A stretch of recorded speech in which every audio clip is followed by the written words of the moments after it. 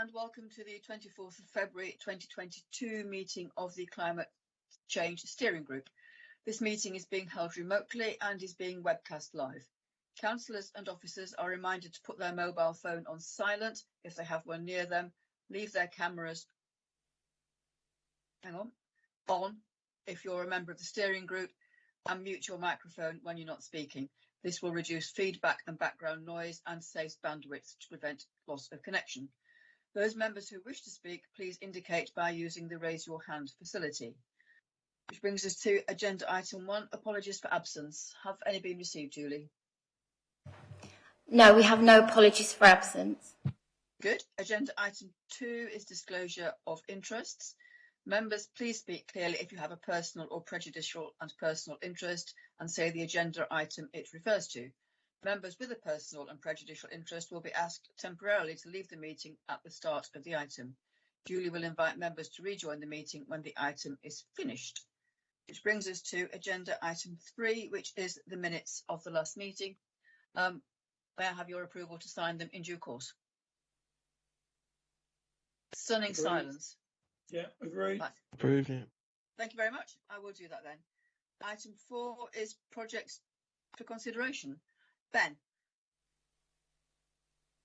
Thank you, Chair. Yes, on page 15 of the agenda pack, we've put together what I promised before in the last meeting, which is sort of a matrix of, and it's a table, I suppose, of projects. These were submitted mostly actually by yourselves as members of the steering group, so I'm grateful to those that came in, but also some that were already part of the consideration, both as the corporate delivery side and some of the bits that had already happened. Really, from what I'd like from this is just a consideration from the steering group as to the projects that are there, anything additional that needs to be done, and just sort of a discussion around the projects for consideration. Thank you. You've helpfully told us which are already in the corporate plan, so I guess we don't need to talk about those. Looking at the first column, it seems to me that some are for action and some are policy matters, which will be hopefully happening automatically. But before we start the discussion, Lorna, I saw your hand was up and then it was down again.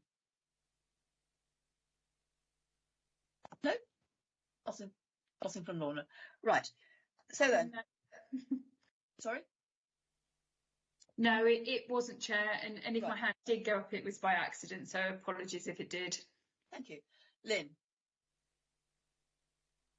Yes, thank you, Chair. I just wanted to quickly, when we're looking at projects for consideration, I'm sorry, I apologise if I'm going back a step, but the minutes itemised a number of projects we talked about, and I just wondered where we were with those. Had any of those progressed at all, particularly the November minutes from 21? I was looking at things like the task and finish group. Was that ever formulated to look at the waste contract? No. Sue, would you like to talk about waste briefly? Yes, the joint waste partners, that's Wealdon, Hastings and Rother, they have commissioned a study. We have put 16,000 into that study along with our partners to actually make a recommendation. They're supposed to be recommending by March. Whether that will happen or not, I don't know. And that was the whole decision-making basis of having a carbon neutral fleet. Obviously huge challenges there, but we are engaged in that work and have consultants who are going to report back. I don't know about I think the original conclusion was that the vehicles would use biofuel initially. They're going to look into more detail. And of course, things are in the air in terms of hydrogen, and we all know green hydrogen would be the best way forward, but there are at the moment no ways of producing it in bulk. So we look forward to that report, but just to say that we are investing in that for our waste collection. Okay. And if I could add that being part of a joint waste contract means it's not something actually we can do on our own, is it, Sue? Polly. Thank you, Catherine. I'm just wondering, do we have any timescales for the looking at this first column, deliverable corporate? There's an excellent long list here, but have any of these made any progress? Have we got timescales for any of them? If I may, Chair. Yeah. So what we're looking to do, obviously we've been talking about getting the new project officer on board. You'll be glad to know that the advert for that's finished. I've just done the shortlisting. We had a number of very good candidates, and we've got probably 4 or 5 who we're looking to invite to interview from that. So that project officer will be with us, imminently from the point at which we appoint. The first thing that we'll look to do is we'll look to sort of rank these in order of easy wins, things that we can do immediately, and start to score them, things where we're going to need funding, where we can identify immediately funding from. We know that obviously anything with a little asterisk next to it is likely to be applicable for SIL. So we're going to, as previously discussed, we are going to look to try and drive forward a SIL bids for these schemes as quickly as possible. So it's just about working out which are the most deliverable in terms of timescales and doing that. At the moment, these are the extent of a lot of these projects is what you see in front of you, with the exception of those that are already included in the corporate plan corporate program, for which there has been some work already undertaken. Most of these are just as you see them before you, headlines for things that we want to achieve, and therefore it's really important we get that mixture between long-term ambition and short-term deliverability. And so we start knocking things off quickly as we can, whilst not losing sight of the development of the longer term things. So the answer is mostly no. Not much has gone into these in terms of prioritising them. What I think we'll look to do is once the steering group are happy with this, we'll start to look to formalise this into a proper programme. As agreed at Cabinet, Cabinet would like the Climate Change Steering Group to be the primary overseers of that programme and the delivery of it, and that's absolutely what we'll look to do. And what we'll look to do is report back on a regular basis the progression of that. What I could do is I could send you as an example how we report on the corporate programme. As an example of things, and what we tend to do is we show which projects are started, where they are in their progression and the likely timescales for delivery, and then we report by exception. So the assumption is all is running okay and to time, unless we say otherwise, in which case we will then report back to the board. Oh, Councillor Vinehall's here, I didn't see you there. So that's generally tends to be how we work it. Thank you. Before I call Jonathan, could I just ask which is the we who are interviewing and appointing the projects officer? Sorry. Sorry? Or rather, who is the we, not which is the we? Who is the we? It's myself and the person who will be doing the immediate line management of the officer. So normally I would have left this to Anna Everett, who will eventually be the line manager, but obviously she's off sick at the moment, and therefore I've stepped in to conduct the recruitment to make sure it progresses and we don't stall on it.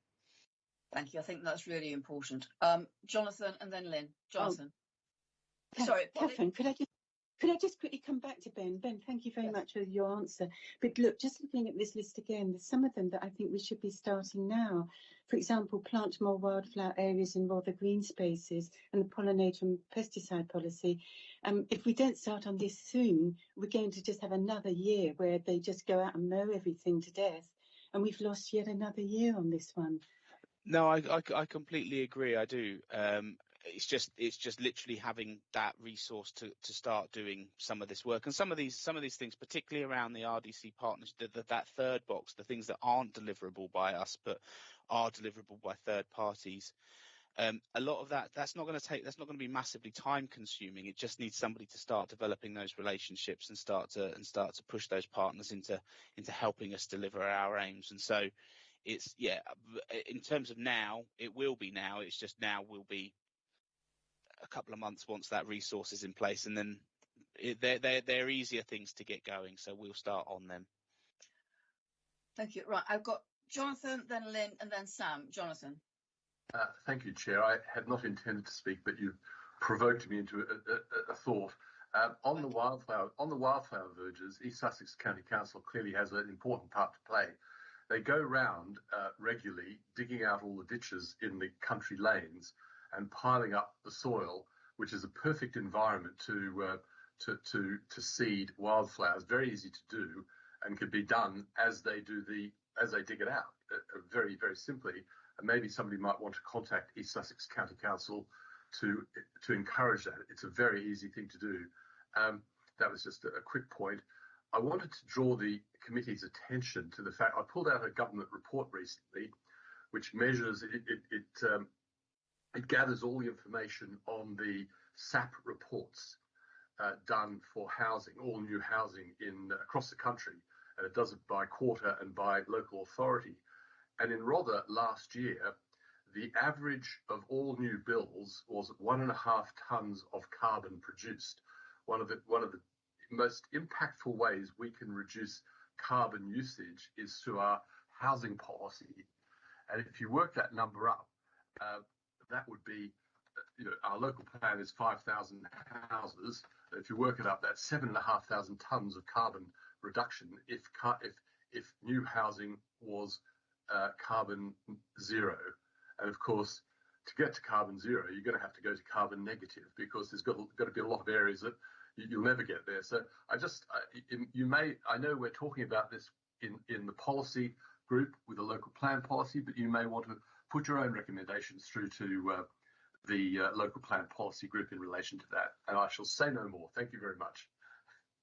Thank you. Could I just come back and say, the County Council was doing some experimental work on verges last year, and several verges in my division have been left wild. And the general, apart from mowing for safety around junctions, and the general consensus was that it worked very well, and residents are much more open to it than we all thought they would be. And I think they're looking now at ways of extending that across the county. So I realise that wilding isn't quite the same as sowing seed poly, but as far as the verges go, I think it's sort of in hand, which isn't to say we shouldn't be doing an awful lot more in the district. So I think that's okay. And an awful lot more wildflower verge signs are popping up, if you notice, round and about the place. Thank you. So I've got now Lynn, and then Sam, and then Sue. Can I just quickly say that the wildflower planting in Ashcombe Park, which is in my ward, which I did with the help of the Lions and the local community, has been very successful, and we've had lots of people. I mean, initially a little bit cautious about it, but this year they're actually saying, are we doing it again, and can we help you reseed the beds? So that's a really positive thing. I'm sorry I'm sounding a bit like a dinosaur, but I want to go back to these November minutes, because there's some live projects here that I don't know if we've done. Did we do the the Teams thing on the digital suggestion box? Did that happen? Because that's just such a lovely idea. And what did we do about the tree wardens and to assist with a sort of development scheme on what we're doing there? These were just lovely ideas, and I don't know where they went. All I can say, Chair, is maybe I'll go back and review those minutes. I hadn't picked those ones up, so I'm sorry about that. And see what I can pull out for. And one more thing, Ben, the students from Brighton University, they did an absolutely fantastic job last year. Their projects were just mind-blowing. I went to their presentations. I'd hate to see that not happen again. It's just all sitting in those November minutes, and I just think we've lost an opportunity for some pretty inspiring stuff to be happening. I mean, I wasn't involved, obviously, with the climate change steering group and the programme at that point. It was in the brief period between me being the head of service for it and when it sat elsewhere, and then becoming the director. So I missed that year of work, if you like, or that 9 months of work. So I'm not entirely sure what was pulled out of that, but I can go back and revisit that. I'll talk to Deborah about what was done. Great, they're quite simple, I think, and really achievable, like instantly. So it'd be really good. Ben, on the deliverable corporate side, the first column, There's a bit Yes. about the web page, which is really essential. Where are we and what we're doing? Wouldn't that be the place to put the digital suggestion box? Yes. Right, good. Thank you. Sam. Thank you. 3 questions, and I'll rattle all 3 off, and you can answer them then, because they're reasonably short questions, unusually for myself. The first one is, my brain's just gone blank. Give me a moment. This is a problem when I prepare short questions. The first one is, within our scope, if we did everything on this list, would we be doing as much as we could? That's the first question. The second question is, in your view, Ben, is it better to do less projects but better, as in sort of larger, bigger, more impactful things, or is it better to just have a multitude of as many things going on as possible? And the third question is, can every project we do in terms of climate emergency be marked against the sort of social justice element as well, as in how it affects those in poverty and how it impacts our poorer communities? Because I'm very keen to make sure that everything we do isn't just helping the sort of middle class tote bag holders, if you like, but is also uplifting our poorer communities as well. Thank you. Okay, can I take those in order then? Yeah, go Is for that it. okay? Yep. So are we doing all we can? Well, the answer would be no. I mean, it's all about how much we can afford to throw at it. It's you know the extent to which we go with this is purely down to the resource that we can afford to put behind it. I think there are 2 key things. Firstly, we've identified a resource. We've got £100,000+ a year to put behind this, and we're looking at how best to deploy that. Obviously, part of that goes towards this new project officer role. I have been speaking with Lorna about potential opportunity to how we utilise the rest of that to achieve some of the more district-wide partnershipy stuff, particularly around that third box and the educational side of things. But it's, like I said, the sky's the limit on what you can do. It's what you can afford to do in terms of what we do, which leads us on to the second question of once you've got a limited budget or a limited resource, do you go bigger versus wider? Well, that is, in some ways, that's as much down to this group as anything else. I think what we will look to do is try to identify and score how impactful these are. Now, bearing in mind the primary driver of this group is to drive down our carbon footprint as a district as much as possible. So one would assume that you would look to try and select those projects within your resource capabilities that are going to maximise that in the early stages. But of course, it's all about deliverability, and so this is a bit of a balance. But what I'll be looking to do is come back to this group once we've got a bit more detail behind some of these projects to help steer that and say, look, I think we need to focus on this. I think, and it shouldn't be me that drives that, and it shouldn't be me that prioritises that. It's very much the steering group's role to help do that. And it's for me and the officer group to provide the necessary information. In terms of your last point, I'm going to say something that might be very unpopular with you, Sam, is that actually we've got to be very clear, and I said before about what our primary agenda with the climate change steering group is to meet that carbon neutral target for the district by 2030. That's what our primary goal is. That's our primary driver. I am going to look for the next meeting. I was going to bring it up at the end, but at the next meeting, of all people, John Barnes, bless him, sent me something that Wealdon have done recently, and it's a carbon measurement tool for the district, and it's broken down. It's very similar to something that we looked at when we did our carbon literacy training. It's a slightly different tool, and it's presented differently, and it's a really helpful tool. And it breaks it down by what you call lower super output areas. So it's all based in terms of economics. So for super output areas, for those of you who don't know, are around multiple indices of deprivation. So it's about how we describe deprivation. What you find is per head of population, wealthier areas, and this is true across the country, not just but starkly true within our district, wealthier areas produce far more carbon per head of population than poorer areas. So when you look at the map, and I will send it out post this meeting, but before the next one. The light blue areas, which are performing well and above the national average, are Sidley, their Central Ward, and their Tilling Green over in Rye. Those are the ones that really stand out, and they're the poorest areas of our district. And so the question is, do we focus on adding social value through our projects, or do we focus on reducing our carbon footprint? If we're going to focus on the latter and purely on that latter, then it's very much about changing lifestyle choices of those in the district. It's about saying, because when you look at the baselines, and we'll get into more detail at a later meeting, but when you look at the baselines, living cost, carbon cost, if you put it that way, living carbon costs is very similar whether you're living in, Burwash and Etchingham as it is to whether you're living in Sidley, as an example.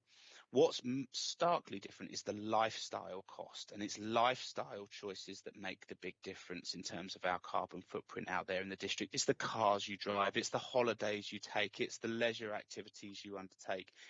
These are the big impactful stuff. So actually, my fear would be that if you start scoring with social, not that it should be completely discounted, but if you start scoring with social benefit, actually you might lose out on the pure let's drive down carbon output as much as possible. Again, I think this is something that we look to bring back to this group for steer on it. That's your role, that's not mine. But I just wanted to put that out there and say, actually inversely, it's our wealthier population who are adding more carbon to our environment than necessarily our more deprived areas. If I may just come back on that quickly, Chair. I absolutely agree. I mean, I think for sure the burden of change should be on those who are creating the most pollutants and those who are needing to change the most, which, as you say, is by and large wealthier areas.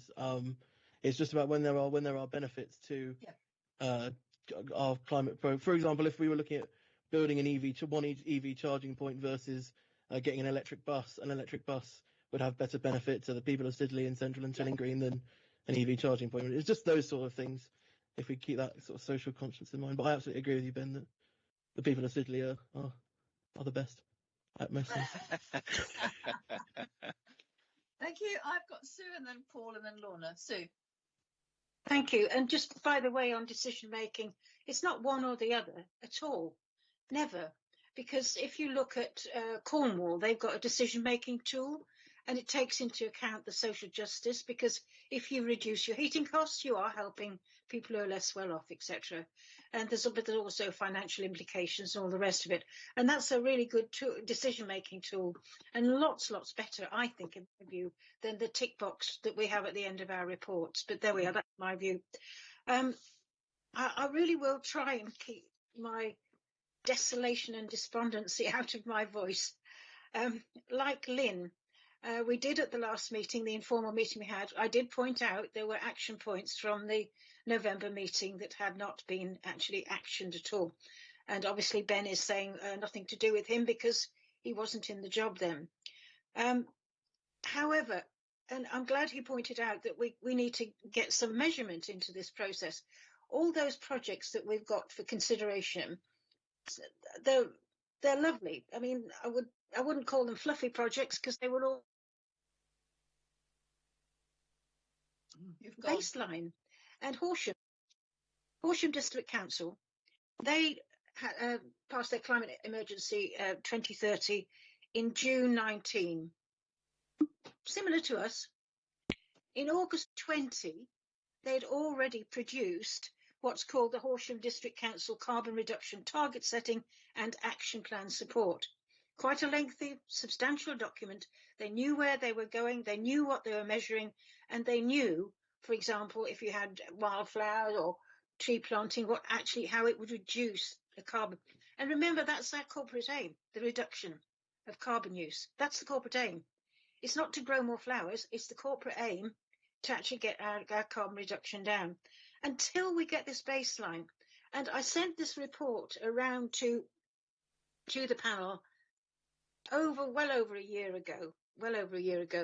And actually they worked with Sussex Wildlife Trust, who offered to help us. And I don't know how we're going to do it without that piece of work. I really don't.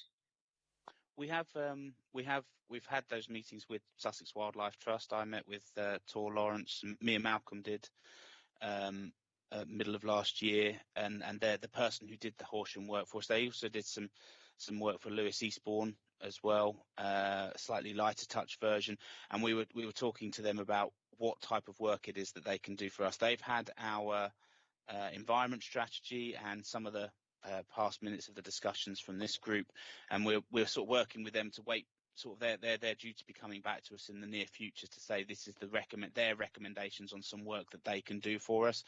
We felt that it's, we're happy to pay them to do work, of course. I mean, obviously, but we just wanted to know what they felt that they could add in terms of value to the work that had already been done in helping us drive these forward. So we don't want to suspend everything whilst we wait for that. So hence the reason moving forward with the projects and getting the project list up and running. But of course they are doing work. They are looking to do some work for us. They're just going to give us the scope of that once they've had a chance to review the environment strategy and so on. So just very quickly coming back then, it was a very good training session recently for scrutiny, and they've learnt to ask questions, really good questions. So my question is, when? We haven't got much time left. No, it's a good question. It's a good question. I will chase them up this week and I will find out for you, and then I will let you know. Is that okay?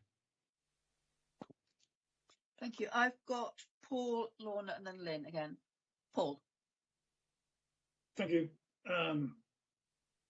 Yeah, couple of points. I remember when we first sort of started this, it might have even been before, and Robin, the then treasurer, said, do we go down the route of having half a dozen Renault Zoes or something similar parked in the car park that our staff can use for visiting around the district, electric vehicles. So that is something that we could do. Is here on that list. And is that something that we look at? Do we say we have, let's get half a dozen electric vehicles of some type, and when staff come into work, and if you're going to go visit them around the district, that's what you take. You take the Leaf or the Zoe or the PV, whatever it is.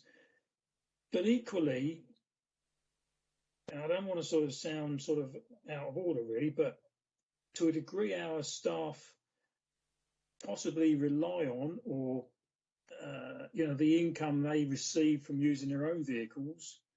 It's not only us councillors who get 45p a mile when we drive over to Bexhill, it's the staff using their vehicles in the line of council business, if you like. So I think we've got to be careful if we went down that route. I'm not saying we don't, that if staff are relying on their vehicle and the income to sort of pay for that vehicle, then is that going to affect the bottom line at the end of the week? Also, some of our jobs, when we see the advertisements, the job advertisement, there's a £3,500–4,000 vehicle allowance. Should we say, but if you're going to take the job and you're going to take the vehicle allowance, that is obviously on to supplement a PCP contract. Should we say you buy a EV vehicle with that? You're not to use. I know it's sort of dictating almost, but should you more than recommend? Should you sort of almost decree that if you're taking this job, you can run whatever vehicle you like, but if you want the vehicle allowance, then it's got to be a green car, an EV, ideally. So that's something I was thinking about. And can I just ask a question? What is the grey fleet of RDC staff travel? It's not old people, is it? It's not. Actually, it all links into.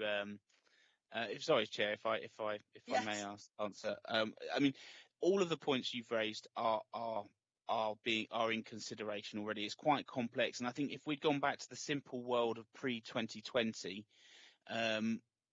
when the world and his dog came into work at the town hall, actually a lot of these ideas would be great. The moment we start working in a hybrid working environment, which we're looking to sort of try and progress now, is how do you measure mileage? Do we allow people to claim mileage from their house to a site visit that may be 3 miles from their house, when from their house to the town hall would be 10 miles to their house?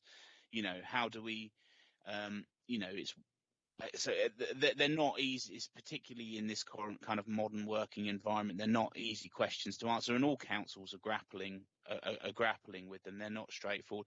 In terms of the grey fleet, it's exactly that. It's the grey fleet is in effect your carbon emissions produced by your employee's car. So you pay your employee a mileage rate and a car allowance.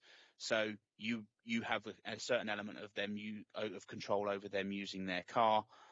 That's your grey fleet. It's used to this sort of it's an old sort of industry term, really, used to describe if you go back to the 1990s, everybody had a company car, didn't they? And that's what they used. And as we moved into car payments and mileage allowances, it's become a grey fleet because you don't have direct control over the vehicles. So that's what it is. It's just describes people using their own car for business purposes, and how we might review that, and that includes things like the payments for car allowance and so on and so forth. But of course, then that has an impact on people's pay and so on and so on. So it's not a straightforward one, but I think it's something where you could probably knock off 3 or 4 of those corporate deliverable ones together because they all interrelate. Thank you. Thank you for raising that, Paul. I think you've raised some really interesting questions there. And immediately I got warning bells ringing saying HR, personnel legislation and HMRC, who I think to a large extent knocks on the head a lot of company cars. But I think looking at this list on the left, if we start with the staff travel to work survey, we may have a starting point for doing a lot of the work around green vehicles in the car park and the grey fleet. And thank you for asking that question, because I didn't know either. So that's Lorna. Next, please. Thank you, Chair. I just wanted to go back to, I put my hand up when Councillor Coleman was making his point, and really just thinking about how we prioritise the interventions we make. And I think the social justice kind of side of things, and thinking about the implications for those that don't necessarily have the money to invest in things like electric cars and reduce their carbon footprint that way is really important to consider. And just making sure that we have a balance of actions that don't kind of have unintended consequences for some of our residents. And so I do think we need to put a little bit of time into that decision making. And if you actually look at the definition of sustainable development, a very old term now, but I think it still stands true today, and you think about it as a Venn diagram of the environmental, the social and the economic, and right at the centre of that Venn diagram is sustainable development, and thinking about how we grow as a society, but our impact needs to make sure it doesn't have a negative impact on our environment and our economy. So that's that balancing act of those 3 things, and making sure that we're focusing on the projects. I mean, if it's a win-win-win, fantastic. That's something we should definitely focus on. So there's that side of the decision making, I suppose, but also as we move forward, we are where we are at the moment in terms of a list of projects that we'd very much like to do. And, I think, to be honest, it's a matter of getting done the things that we can do. When we have our baseline, when we have our carbon baseline and we've done that piece of work, we can start to be a little bit more scientific about the actions that we take and the impact that those actions will have, both in terms of reducing our carbon footprint and thinking about the costing of those actions. So hopefully, and I do think perhaps we do need a bit of support in compiling that next step, whilst we can put together our baseline, actually making sense and quantifying the impact of the actions that we have in this list, and probably other things that need to come into this list as well, is something we need to give some thought to. So we may potentially have a series of models that we need to look at. We could invest a lot up front, and then, towards 2030, our intervention, we start to think about offsetting and other things then. Actually, we may not have the money to invest up front, and we may need a different strategy. There may be other things that we haven't got in this list at the moment that could be income generating, something that, if we can get a business case together, we can make those things happen, have a big impact, and, we need to focus on those things first. But until we've seen that list and we understand the impact that it will have in terms of our carbon footprint and the cost side of things, that's when we can really sort of scope out our journey to our carbon pathway to 2030. So I think we are where we are at the moment, and it's good that we're sort of picking out those things that we can do, and it all makes a difference. And that's the thing, we shouldn't get too hung up on the science and plans and all of that. There is just a part of this that actually just need to take some action and sort of bring that together. So it's that balancing act of both of those things. As we go forward, we'll be able to look at this in perhaps a little bit more of a robust way. Thank you. Lynn and then Polly. You're muted, Lynn. Is that better? Yes, thank you. Sorry. I've been thinking about that in terms of finding the baseline. We could be ages achieving that goal. And I think, Polly, please correct me if I'm wrong, but in the meantime, I believe we need to be there, but in the meantime, is there no way we can measure the carbon reduction of the projects that we do?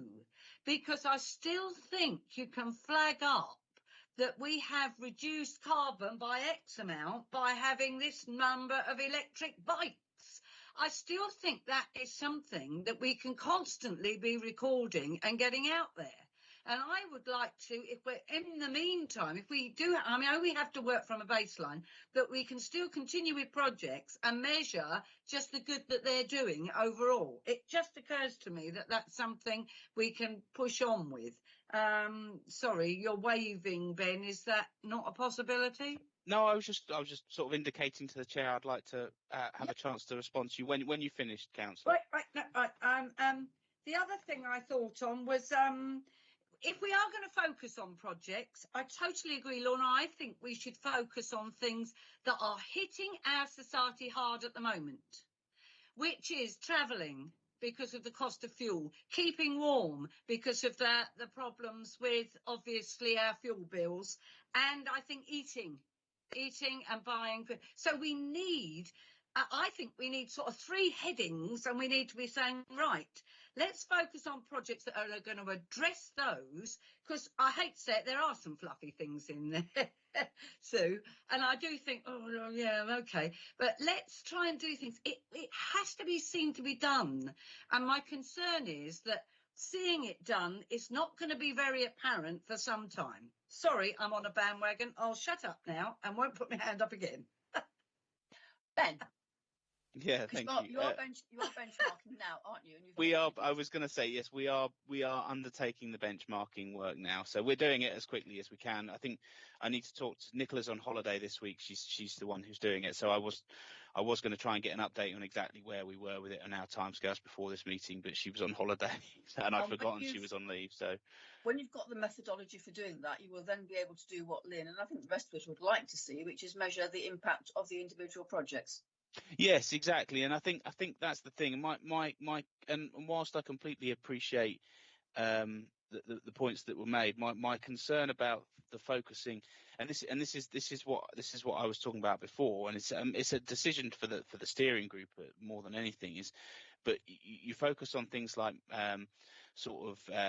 helping people with lower incomes on fuel poverty, for example. You're not actually addressing then climate change. That's a different. You are to a certain extent, but you're not focusing what little resources we have on the most impactful things. And I think that's where the decision comes in. And that's where, as Lorna was saying, what we need is once we've got that baselining, we can score effectively each project against how much that carbon would be delivered.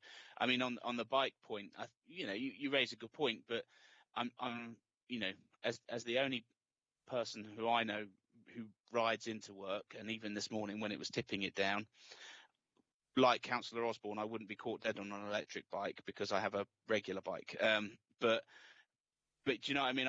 It's about making sure that if we do something, then I want to make sure it's actually going to be impactful. So before I bought electric bikes, I'd like to understand from the staff who's going to use them, how are they going to use them, when are they going to use them, where are they going to use them from. There's no point in parking them up here at Town Hall if somebody's going to have to drive in here to get on an electric bike to go somewhere else. Do you see what I mean? And it's just about understanding how best to deploy those projects to make sure we maximise that gain. And my worry is that if we try and rush into stuff, then we're just going to not. It's either not going to work or it's not going to have the impact that it could have had if we do it right and think about it each one properly. But what I will do is every scope that we have, every project that's scoped out will come back to the steering group for comment. It will come back to the steering group for approval to make sure that we're getting it out there. So you will find these meetings happen more regularly, even if they are slightly shorter. To my certain knowledge, Ben, persons over 70 who aren't quite as puristically minded as you and Councillor Osborne use them for cycling or helping with getting up hills on their bicycles, it being better than going in their cars. Absolutely. I'm not sure how many staff are over the age of 70 and would enjoy that. But that's what I mean, is about actually, are we not better placed in having more publicly accessible electric bikes that can be deployed around our towns? That sort of thing. I was being slightly flippant when I thought we were having electric bikes. Sorry, Polly. Thank you, Chair. Well, I've got such a long list here, and like Sue and Lynn, I'm trying to keep the note of despair and panic out of my voice. But it's 2.5 years since we declared the climate emergency. I know we've had a pandemic and we've had staff difficulties, but there's a feeling of desperation now, isn't there? I thought we needed to hit the ground running, 2.5 years ago, but it feels worse now. So can I just rattle through my list very quickly? Following on what Sue was saying about Horsham, I get loads of information from other councillors, as I'm sure many of you do, on the good work that they're doing. For instance, Stroud are doing huge work with insulating, and sorry, that's a pet thing of mine as well. Lewis, much closer to home, are doing absolutely brilliant work. I don't know if you've spoken to Lewis. I mean, do we do this? Ben, do we speak to we have partnerships across East Sussex in particular. Yeah. There's Environment East Sussex. We can't always engage directly in the conversation, but I'm part of the distribution on lists. I'm always getting the information that's coming out, so I am aware. Lewis are doing some really good work. That's primarily with their own stock. And this is the other thing, is that we're a non-stock holding authority, so our ability to address sort of particularly fuel poverty through installation and retrofitting homes is really limited, because we're reliant upon primarily Optivo, who own 4,500 homes. Stroud have managed to get a massive grant. I did write it down. I've lost it. If you just check Stroud Council, they're retrofitting. They've got a huge government grant, to retrofit their local authority housings. That would help firstly with carbon, but also, with fuel poverty. So it's a double win, really. So I don't think that's even on our list here, on any of these three columns. But it is. It's actually on all three columns. It's because in terms of where are we? It was. Here we go. We've got heat pumps. Oh, we've got heat pumps. Sorry, it was heat pumps. I suppose it was supposed to be heat pumps and retrofitting, but carbon reduction on homes was supposed to be the thing. So I'll change that. Sorry for next time. But there are certain things that we can do corporately. There are things that we can do outwardly, and there are things that we will need a lot of partnership working on. But there'll be little bits in the first two, and then bigger in the third one. And sorry, another issue of mine, I know I go on about this all the time, but electric vehicles, electric cars, I know they're better than petrol cars and diesel cars, certainly, but they're not the answer. There's just loads of, minuses, the batteries, the lithium that you need for the batteries, the recycling of the batteries, the stuff that cars are made of, the plastic from the wheels. You know, cars are just bad news, full stop. So really, I would like us to focus not solely on the electric vehicles. That seems to be the head of our list, but, you know, increasing public transport, encouraging cycling, walking. I think the grey fleet should be respelt grey with an A and should be bicycles, really. You know, it's such a worry to me that I just think people are thinking, oh, I'll buy an electric car. You know, they're just not the answer. They're not the way forward. It's a step forward, but it's not the whole way. And sorry, finally, well, not finally, but tree surveys. Do we know when we're going to get results of the tree surveys? No, I'll find out from Deborah and I'll let you know. Good. I think we all get stuff from other councils, and I think it's always very easy to read them and say, well, we don't do that, we don't do that, we don't do that, without thinking of what we do. And it just screams at me, we need to get our comms better. We need to understand ourselves, and everybody else needs to understand what exactly it is we're doing, which might not be the same as other councils, because, for example, we haven't got our own housing stock, so we can't do all the stuff that Lewis is doing. And so it's a question of how we look at ourselves, I think, really, and getting the information out there. Sorry, I'm ranting now. Sam. True. Thank you, Chair. One area that perhaps I would suggest we maybe need to look into if we haven't already, and there's a smattering of it in this list, there's sort of the solar panels and the heat pumps and that, is community energy generation. I think, certainly as far as I've read, everywhere that places have done this, in whatever form, where they've created big community energy schemes where communities are generating their own energy, it helps for community participation, it lowers people's bills, so it's good in that sense from a social sense, and it's also incredibly beneficial for the climate. I'm just looking on the Community Energy England website. They've got case studies from places like Brighton and other places around our area as well, so it's not too far from home where these schemes have been implemented. I really think that would be something quite big and quite impactful that we could do. Can we do it, Ben, maybe? I don't know. I'll find out. But we'll add it to the list of things to look into, absolutely. Thank you. Paul.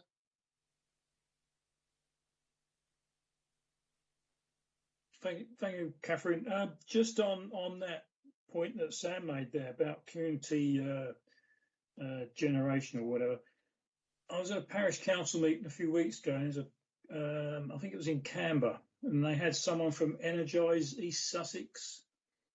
A chap come and gave him a presentation on community solar panels and community wind turbine and bits and pieces. So there's groups out there.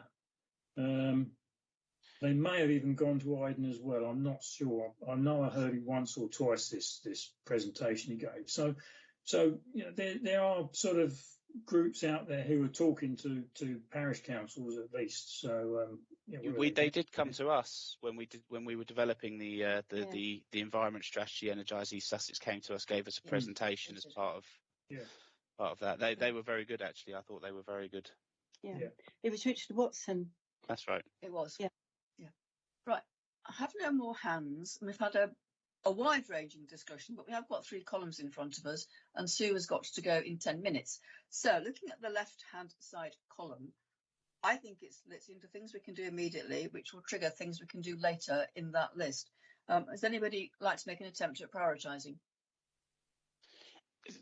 Chair, if I may, is it worth me taking this away and sort of when we need to score it against the benchmarking, I think, once that's done. I mean, it doesn't mean we can't start. I think simple things to start with, staff travel to work survey, you can get on with straight away. I'll be talking to Maria about that. I can talk to the web team about starting to get a Meet the Target page website, and that's where we can start to deploy our suggestion box. I know that the green tips should be going out as part of the Rother, what do you call it? Oh, My alerts. My alerts, thank you. I can't get my alerts anymore because I'm no longer a resident of the district of Rother, and it doesn't like it when I put in the town hall address. Interrupt. When you say they should be going out, do you mean should in the sense of they ought to be at some stage, or they should be going out as in they will be doing very soon? I think they should be going out. My understanding was they were supposed to be going out from February, so I will chase that up with David Wharton. But yeah, I'll find out for you on that one. But some of these things are very easy just for, without additional resource for me to start getting into. So I'll have some progress on some of these when we meet next month, probably next month or early April. I'd have thought next month. Lynn? Yeah, would it help if we just looked at the lists ourselves and just briefly sent across to Ben what we thought was a sort of priority or might be useful, just to give, and why, so that he gets an idea of what we're thinking and feeling anyway. Whether you take that with you or decide it's not appropriate is fine, Ben, but maybe looking at the list, I can see a few things that I might say, well, I think that should go ahead straight away, and so on and so forth. And it just might help rather than spending a lot of time talking about it.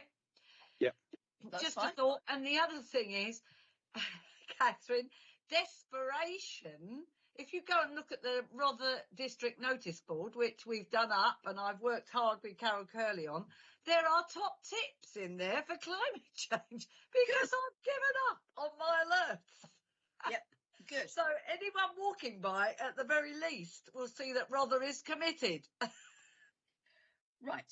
So moving on to the middle column, this gets quite interesting because there are asterisks against that which say potential to apply SIL funding. And we have got all this SIL money allocated to us, which I'm awfully keen always, if I've got some money, to spend it. And I think we really need to show willing by spending this. But what I don't understand, and I fear I might actually do understand it, Ben, the projects we use or want to use SIL money for, have they got to fit the standard SIL criteria, or are the fact that they're projects that are ours from the Climate Change Steering Group enough to get the money? So you still have to meet the strategic criteria, but there is a pot, and we are looking at how that was worded. There is a pot that specifically set aside for additionality. It's currently set aside for additionality for a green additionality, if you like, a climate change additionality. But we are looking at how we reword that as potential to make it wholly within that.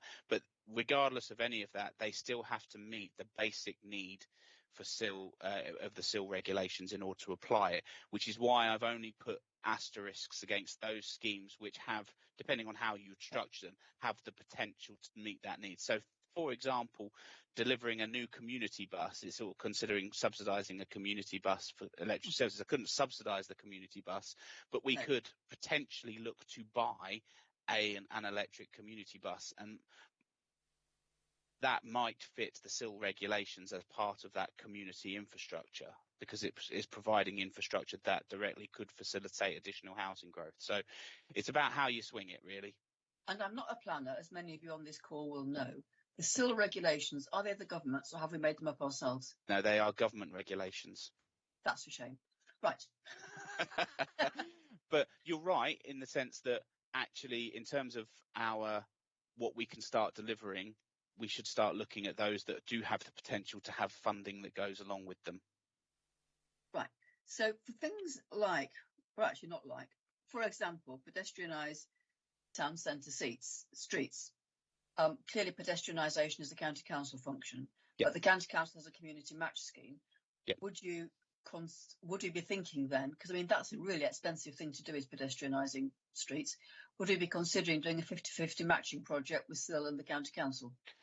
With all due respect to my county council colleagues, I don't think I'm squeezing much out of them at the moment. They've not got a lot to go around with these sorts of things. And the community match schemes will focus almost entirely on those that score well on the safety aspect. So they tend to focus on safety schemes like pedestrian crossings, that sort of thing, rather than these sorts of things. If you're lucky, yeah. And it's all dependent on how unsafe your road is to begin with.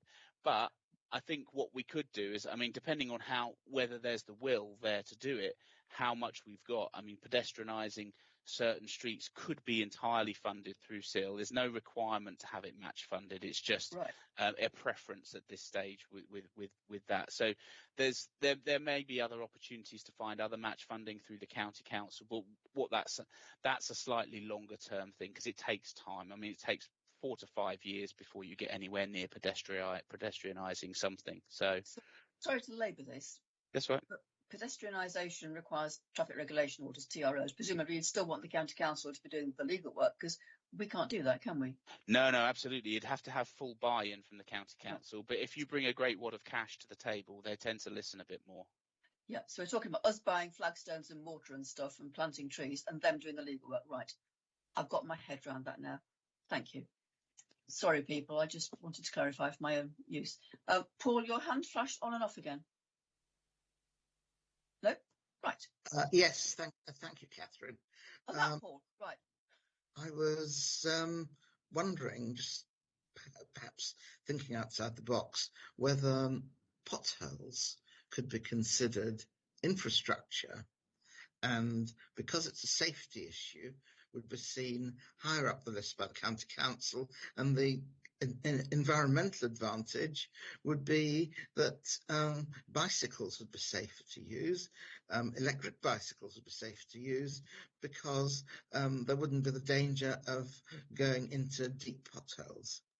They wouldn't be eligible, no, because that's a maintenance rather than a capital improvement. So okay. They're not. They don't consider. They're not. They wouldn't be considered as an infrastructure improvement.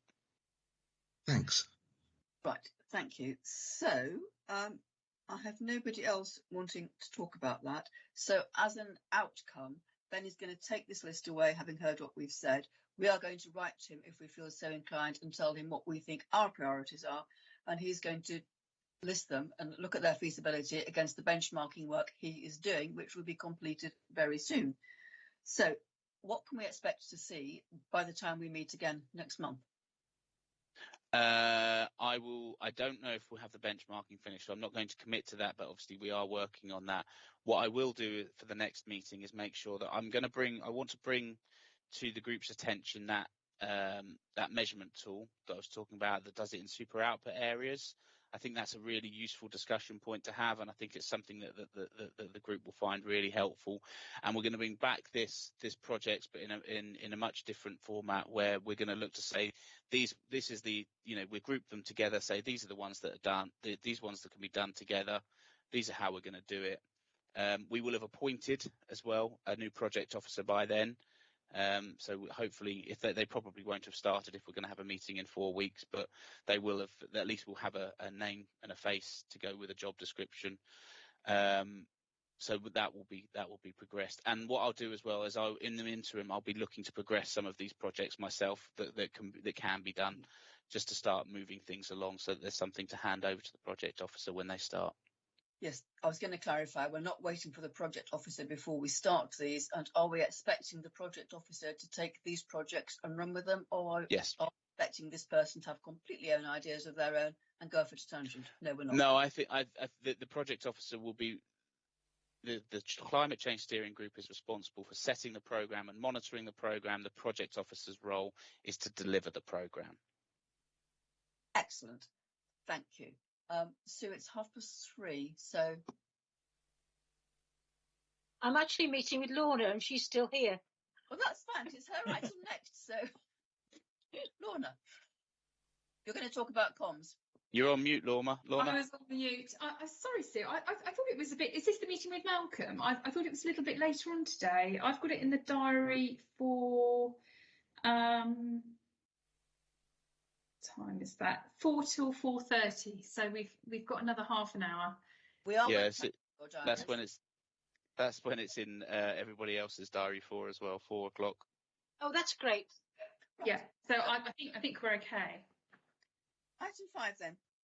Yes, communications. Yes, well, it's already come up a number of times in this meeting. So what I've tried to do is put together some slides rather than a paper, because I think our approach to how we communicate and engage on climate change and our aspirations for net zero, we need to agree together what our approach is going to be. So I have some ideas that I'd like to share with you, but this is very much for discussion. So I've got some slides, if I can find the right, I've got that many things open. There we go. So hopefully you can see that. Yes. Brilliant. Okay. Let's put it onto slideshow. Okay. Right. So, I mean, I'm really looking at this, and I think this is probably where we're going to split the roles between Ben and I on this agenda. Is that I'm going to lead on kind of the external aspects of what we're trying to achieve, and be thinking about how we can reduce our carbon footprint across the whole district. And obviously, we've all got a role to play in this, and actually, when we do have our carbon baseline information back, I'm sure that our own carbon footprint as a council will be less than 1% of the whole district. So really, our work with communities, businesses, partners is even more important than what we're doing ourselves. That's not to say that actually leading by example is not important, because it absolutely is. But we clearly have this community leadership role, and we need to be sort of bringing communities together and finding out what's going on. And there's 2 points, I think, that we really need to start thinking about. And that question is, how do we know what's already going on in our communities already? I'm sure there's lots going on. I've been signing up to the newsletters for Bexhill Community Group and hearing what they've been doing. I'm sure there's all this activity that's going on across Rother that perhaps we're just not aware of. So that's kind of one thing. But then perhaps the bigger thing and the bigger problem is, how do we encourage those that aren't doing something at the moment to take part too and do their bit? So that's kind of what the presentation focuses on. But the starting point for this, and I think somebody mentioned this earlier in the meeting, is to capture what we have done so far. And this is just a list that I've made of things that I've heard we've done. I don't necessarily know all the background to these projects, but we've heard about the tree survey, funding for the urban forests and trees for cities project. I think I'm taking part in some carbon literacy training with members in a couple of weeks' time. So really looking forward to that. As I understand it, all our staff have been through that. And today we've been talking about how are we going to prioritise the projects and interventions that will help us reduce our carbon footprint. All this work is ongoing.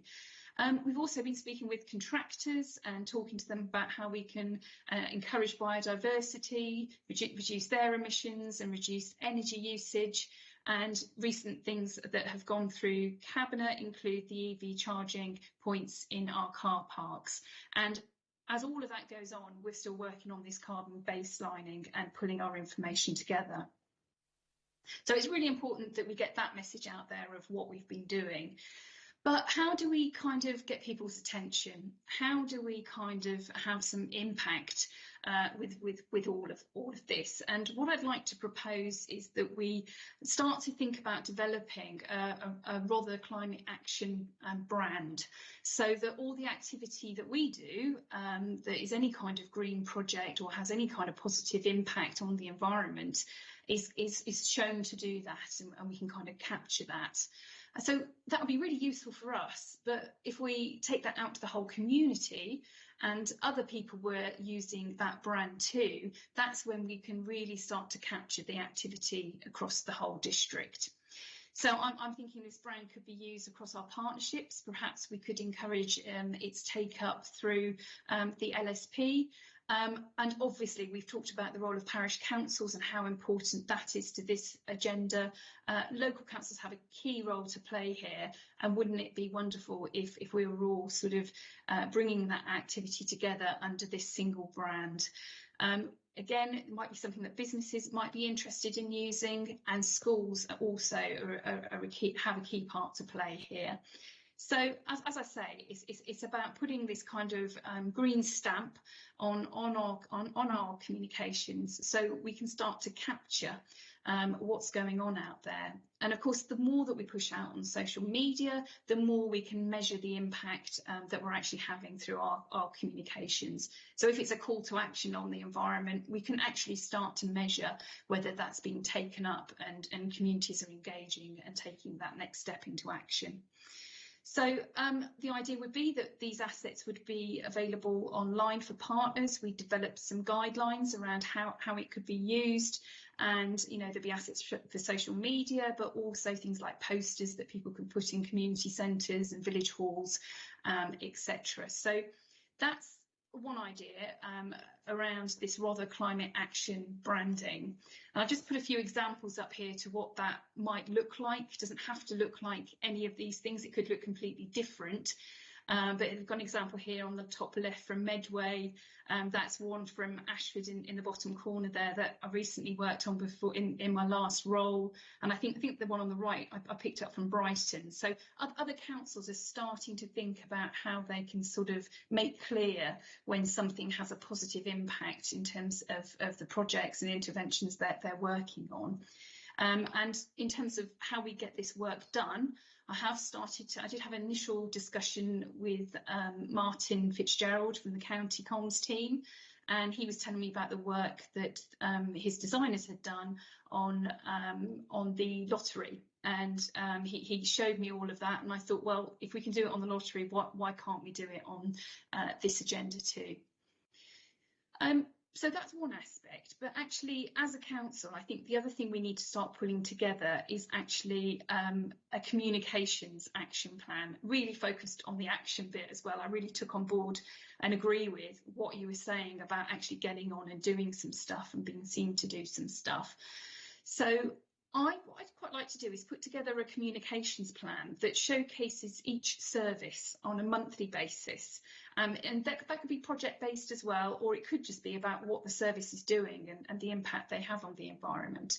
And we make sure that there was a communications plan each month so we can get the most of that engagement through social media, my alerts, the website, and internal comms. We mustn't miss the opportunity to let our staff know what is going on in other departments around this agenda.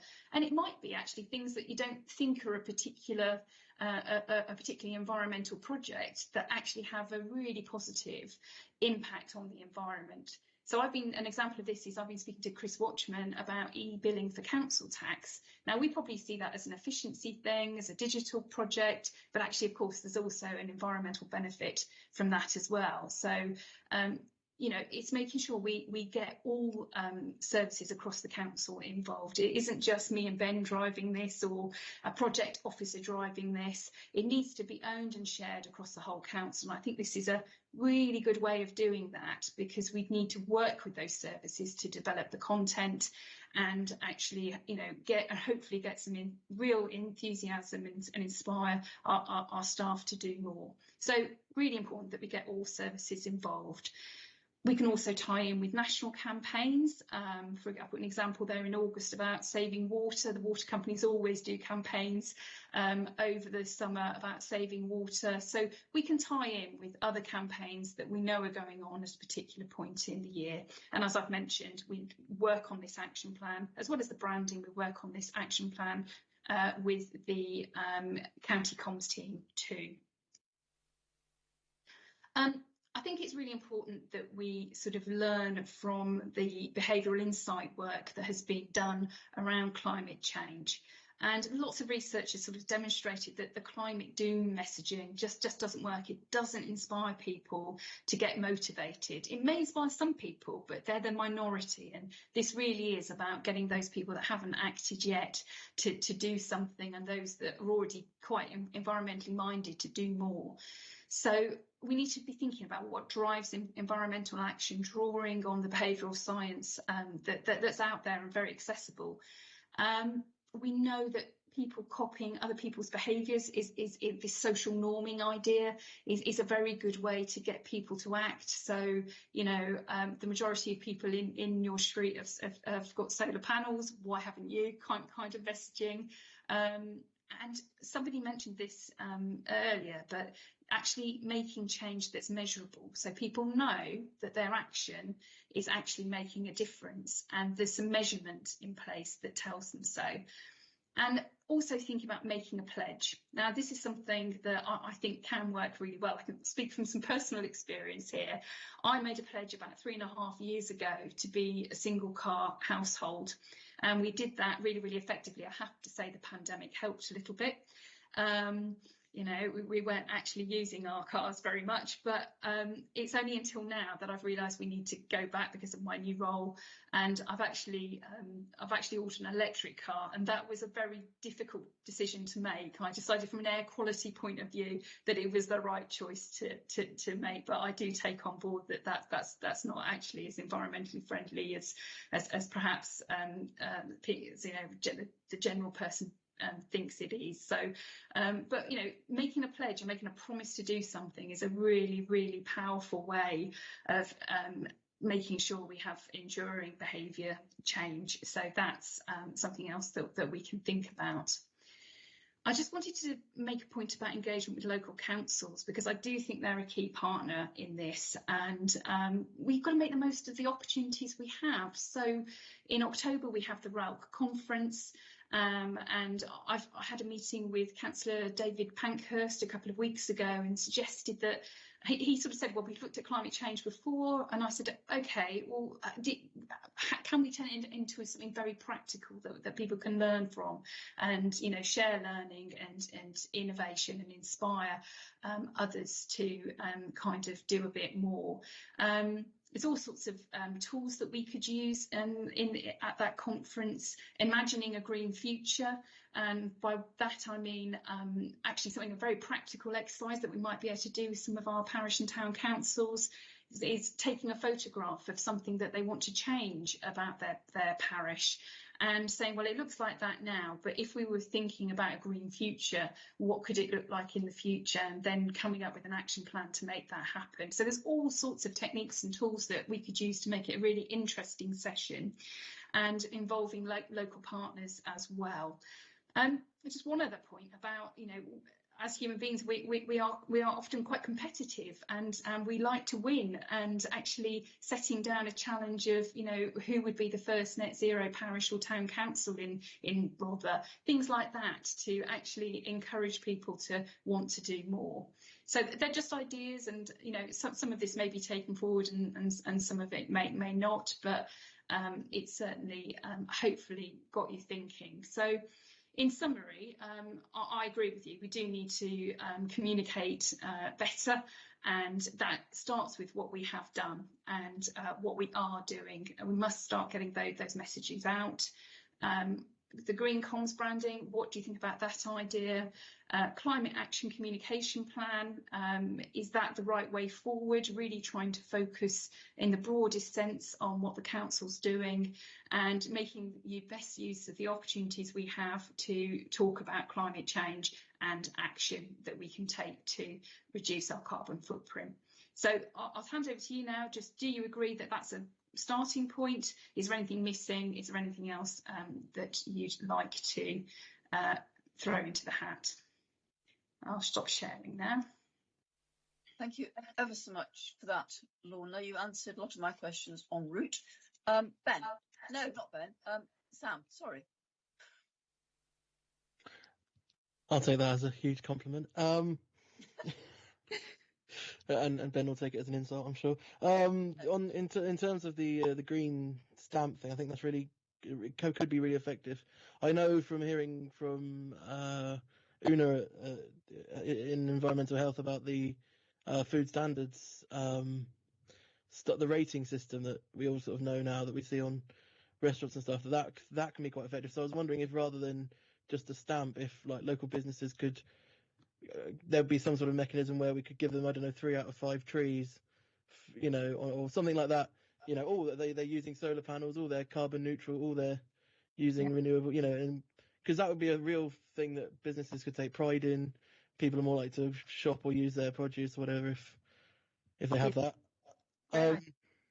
In terms of the comms, I think that's really good. What I like about it is I'm always conscious when we're doing comms on climate stuff that the comms are there to educate and to inform people and to encourage a call to action, rather than just being PR and look how good we're doing and sort of greenwashing. Because I would rather we did good and didn't tell people about it than told people we were doing good and not actually do anything, although there's a happy medium there, I think, to be found. There are lots of measuring tools online for like measuring your carbon footprint, measuring this, measuring that. I know as a vegan, I have to mention at some point in the meeting, I measure how much water I saved, for example, how much land or animal use I saved in my many years of being vegan. Those tools are there as well. Linking people to that and encouraging them to use them is a good idea.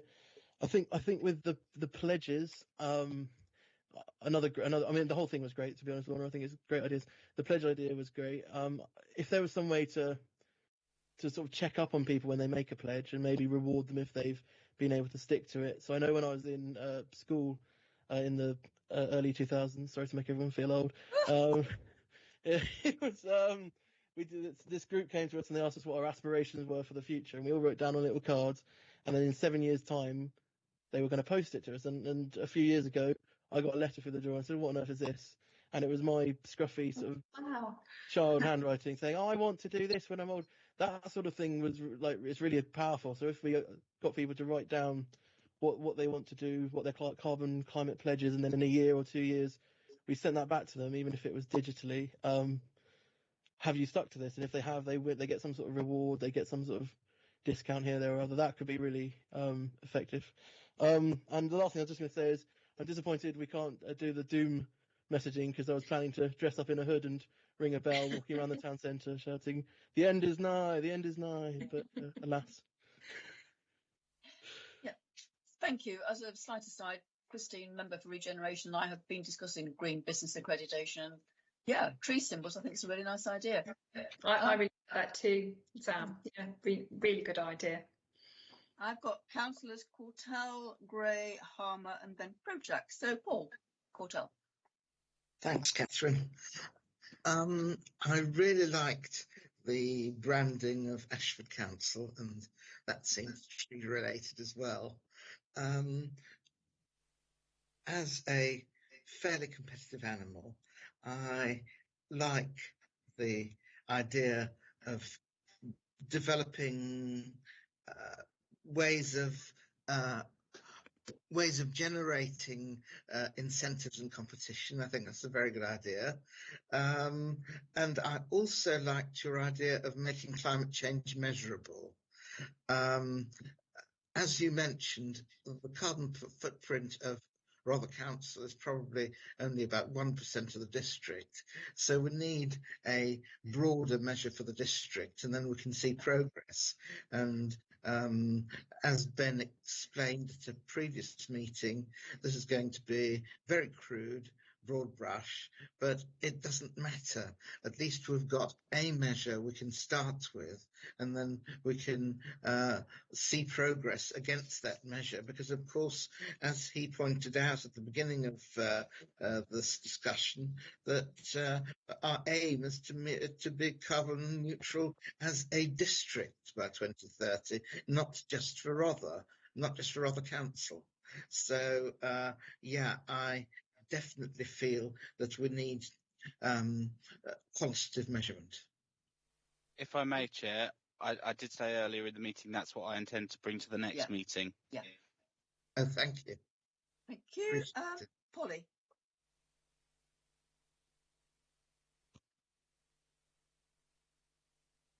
Oh, sorry, I was having trouble unmuting. Thank you very much. Lorna, thank you very much. That was a really interesting and quite inspiring. It hadn't occurred to me, but would you be interested to know that stuff we're doing outside the council? For example, I'm very involved with Bexley Environmental Group. I think I was the only councillor that did the tree survey training. I think Brian Griffiths and Rebecca Owen. Did you do it as well, Sue? But did you go and do the practical? I don't think you did, Sue. No, you had to go to the practical as well to do it. And John and I did quite a lot of tree surveys. But also with Beg, I've helped plant just over 800 trees on Bexhill Down. We call it King Offa Wood, and we go every fortnight and mulch it at the weekend. Also, I've planted hundreds of trees at Bexhill Cemetery. And sorry, I'm gabbling, but very recently I was asked to go and give a talk to some old ladies who live in a flats on the seafront who wanted to know about trees. So I went along and gave a talk, and bless their dear hearts, they then did a collection, and I had to go last week to collect £100 towards trees, and because of their ages, they're in their 90s, they wanted trees planted. They have a concrete car park, so I arranged with Brian to plant it at a place on the downs, right on the edge of the road, where they can see it if they drive up, because they can't walk.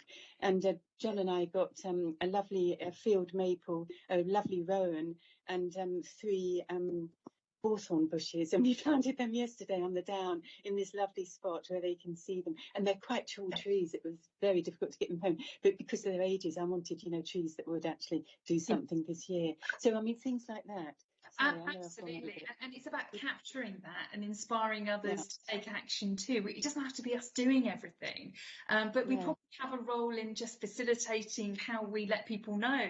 And if we can get this brand idea working, every time you communicate something through a different group, you'll be able to badge it up under that brand, and we'll be able to capture what's going on in a way that perhaps we're sort of missing at the moment. So it really, I think our role is as much about enabling and encouraging others to do stuff as it is about doing it ourselves. Both are really, really vital. Thanks, Thank you. Cathy.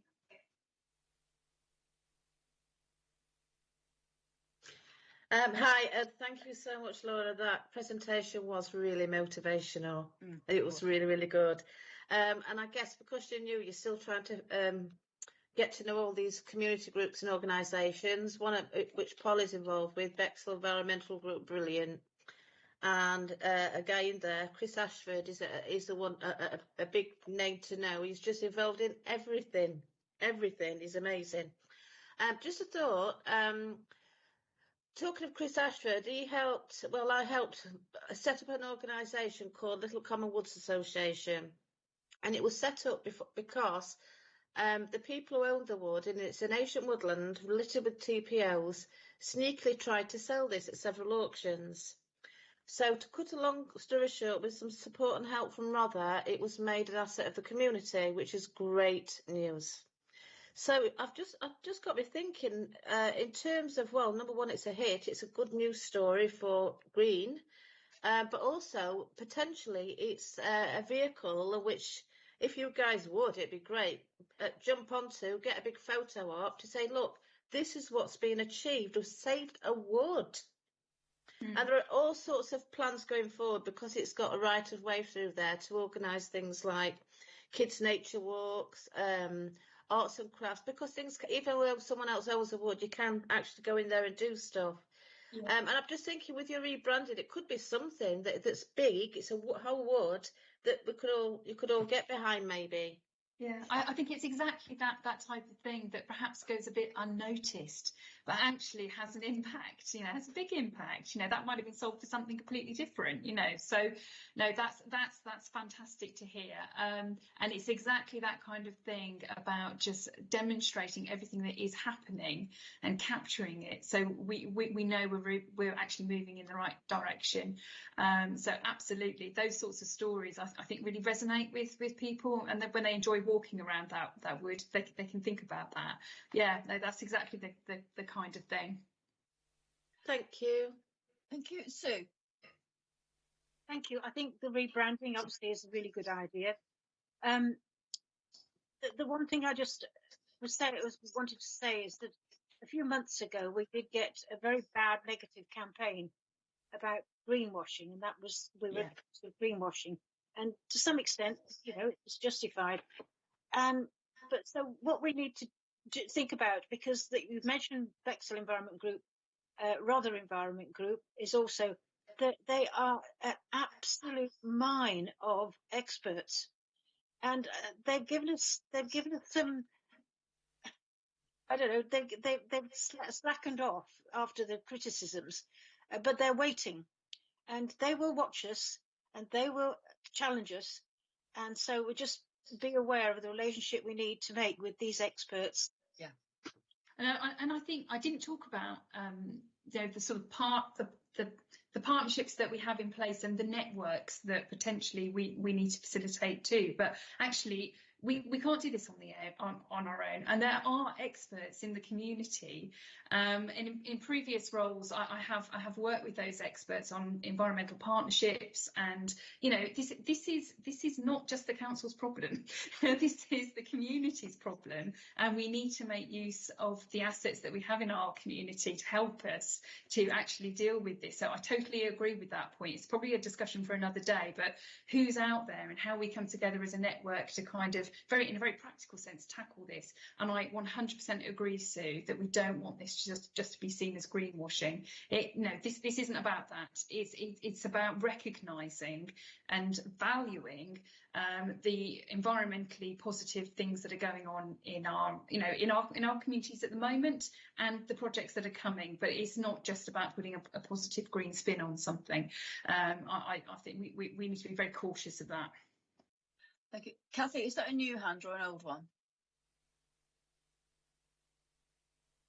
Don't know. Right, I've got Lynn and then... Sorry, it's an old one. Thank you. Got Lynn and then Hazel. Lynn.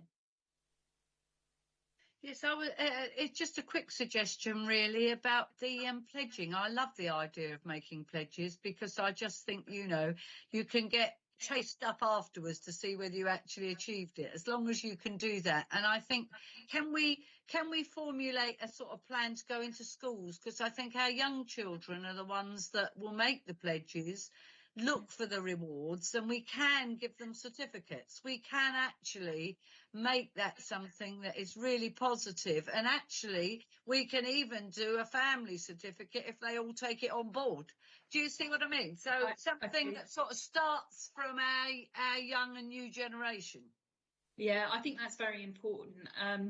We don't have an engagement officer that goes into schools, or we don't have that role at the moment. But it doesn't mean that we can't let schools know that this, if we had these assets on our website that they could use, and we could set up things that they could download and introduce into lessons. If we do that in a coordinated way, we don't physically have to be in the school to get this idea into the school. So, we are going to have to think about how we resource all of this, but it's about I'll just say that I think schools is absolutely the right place to start as well, because they take it back to their families. How many times am I being lectured by my daughter on I haven't quite got my recycling right, and I think I know about recycling. So you're absolutely right.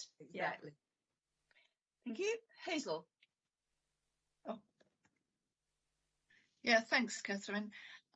Couple of things. The lovely little old ladies that got money for the trees, they live in Marina in my ward. So, Polly, they were thrilled that you went to talk to them, by the way.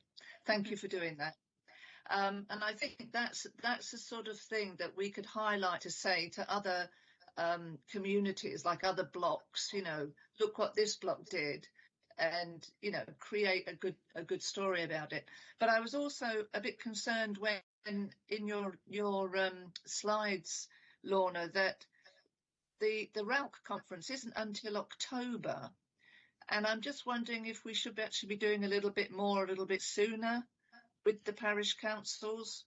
Yes. I just think it just takes it way, it just puts it up. Right, and that's just an opportunity to do some engagement and plan it really, really well.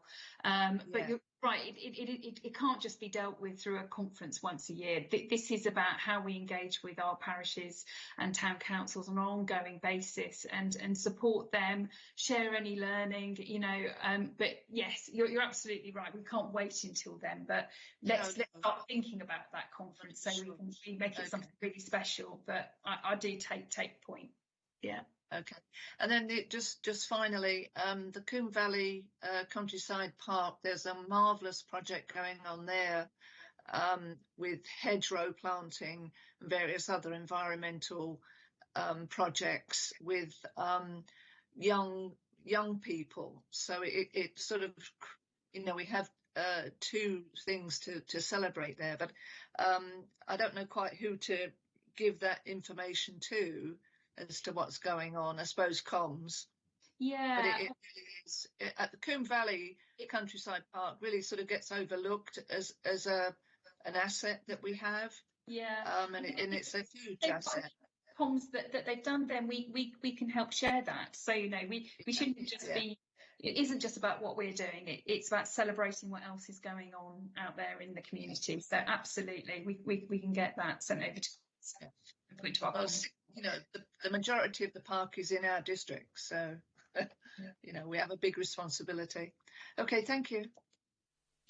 Thank you. I have no more hands, so I'll ask Lorna, have we got budget for all this comms work? Well, Ben mentioned in the meeting that we had this £100,000 pot, so we do have some money available. Exactly how we utilise that, I think we need to work on that. If we've got your general agreement that you'd like these ideas worked up a little bit, then we can look at and see where we think spending some money is absolutely essential, and you know, it won't get off the ground. Some of these things are just a different way of doing things, but other things will need money. So if it's okay with you, we'll take that away, and if you're generally happy with the direction of travel on that, if you think of anything else, then just let me know, and we can start to work with comms at the county on coming up with a proper plan. I think I'm seeing nods, so I think we are. Thank you very much. And I'm sure if comms at county can't fulfil our wishes, there are people who are able to do so, as long as, in my view, we get it done. Yeah. So thank you ever so much for that, which brings us to item 6, which is any other business. I see no hands. So your instruction was to bring your diaries with you. Have you done that? Because we need to fix another meeting. Ben. Let's have a quick gander, shall we? How about 30th of March? 30th? Yeah, why not? That's an excellent day. I have got nothing on that day. Right. So are we happy with 30th of March, people? Same time, same place? Yep. Excellent. 30th of March, 2:30 on Teams. Great. So that brings us Oh, to sorry. Did you say 30th or 31st? 30th, 30. 30th. So that's a Wednesday, isn't it? Yes, does that matter? No. Right. Good. Wednesday, the 30th of March, 2:30 on Teams, which brings us at 16:03 to the end of the meeting. So I declare it closed. Thank you very much, everybody. Julie.